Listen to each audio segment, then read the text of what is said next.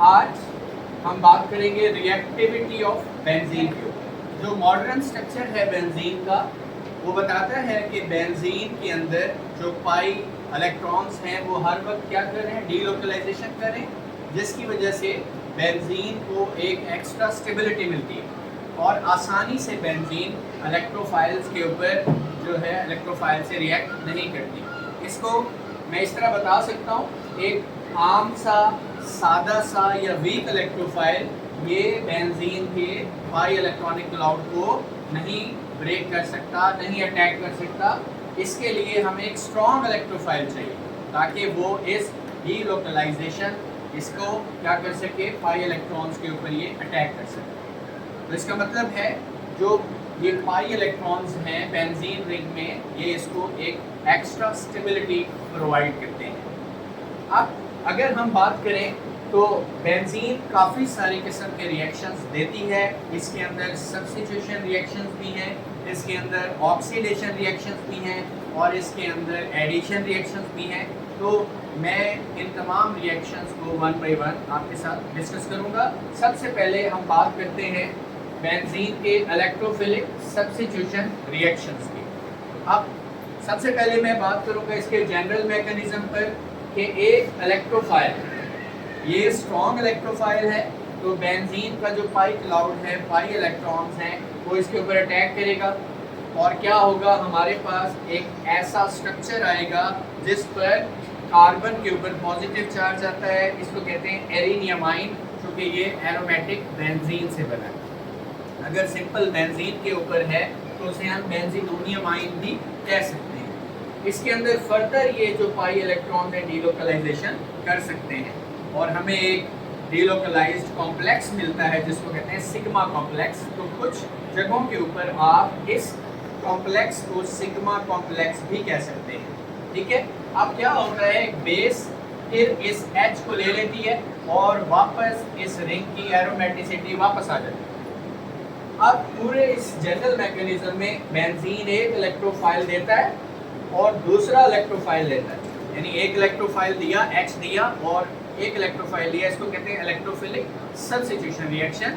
अब इसी की एग्जांपल मैं जो है देता हूँ हैलोजिनेशन को, और इसी जनरल मैकेनिज्म को एक दफ़ा फिर हैलोजिनेशन के पॉइंट ऑफ व्यू से आपको समझाता हूँ। अब ये बेंजीन, इसके अंदर जब हम क्लोरीन डालते हैं फेरिक क्लोराइड FeCl3 की मौजूदगी में, तो क्या होता है कि बेंजीन अपना H देता है और क्लोराइड ये आयन अपने पास ऐड कर लेता है। इनफैक्ट इस रिएक्शन को क्या कहेंगे, सब्स्टिट्यूशन नॉट एडिशन। इसमें क्लोरीन जो है बेंजीन रिंग में इंट्रोड्यूस हुई है और H जो है यहाँ से, इसको एक प्रॉपर स्टेटमेंट जो यूज़ करेंगे, क्या यूज़ करेंगे, the introduction of chloride into benzene, addition नहीं, इंट्रोडक्शन। अब इस रिएक्शन का मैकेनिज्म देखें, ये जो फेरिक क्लोराइड है ये इन बॉन्डेड इलेक्ट्रॉन पेयर से इस क्लोराइड को ले लेता है और इसके ऊपर नेगेटिव चार्ज आता है। अब ये काम करेगा अगले स्टेप में बेस का और हमारे पास एक्टिव इलेक्ट्रोफाइल बन गया Cl पॉजिटिव, जैसे ये E पॉजिटिव।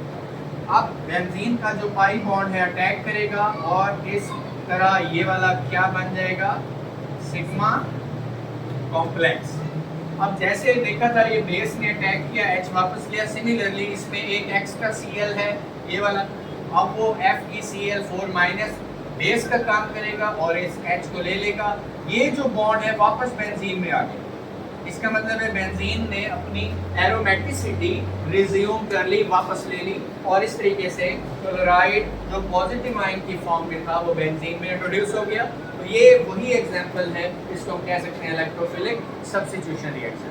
अगर हैलोजेंस की बात करें तो फ्लोरीन बेंजीन के साथ टू विगरसली रिएक्ट करती है, बहुत तेजी से, और क्लोरीन और ब्रोमीन जो है नॉर्मली रिएक्ट करती हैं और उनका रिएक्टिविटी ऑर्डर ये दिया हुआ है। आयोडीन स्लोली रिएक्ट करती है और इससे हमें बहुत कम यील्ड मिलती है। इसको कहते हैं इलेक्ट्रोफिलिक सब्स्टिट्यूशन। और कौन सी सब्स्टिट्यूशन पढ़ी आपने, हैलोजिनेशन। हैलोजिनेशन को मैं दूसरे रिएक्शंस की टाइप्स के साथ लाजमी कंपेयर करना चाहूँगा। अब अगर आप बेंजीन के साथ साइड चेन अटैच और आप उसमें हैलोजन ब्रोमीन ऐड किया और अब FeCl3 फेरिक क्लोराइड नहीं डाला, आपने क्या डाला इसमें, सनलाइट, आपने इंट्रोड्यूस की है सनलाइट। अब क्या होगा कि ये जो क्लोराइड है ये साइड चेन के साथ सब्स्टिट्यूशन करेगा। देखो ये टॉलुईन है, ये H निकल जाएगा, ये Cl आएगा और हमारे पास बेंजाइल क्लोराइड बनेगा। इस रिएक्शन में साइड चेन हैलोजिनेशन है और ये सब्स्टिट्यूशन है, ये एडिशन। नेक्स्ट स्टेप में क्या होगा, एक और H है ये निकलेगा और Cl आ जाएगा, आपके पास ये स्ट्रक्चर बनेगा बेंजन। और थर्ड स्टेप में फिर ये एक और H है ये भी निकल जाएगा।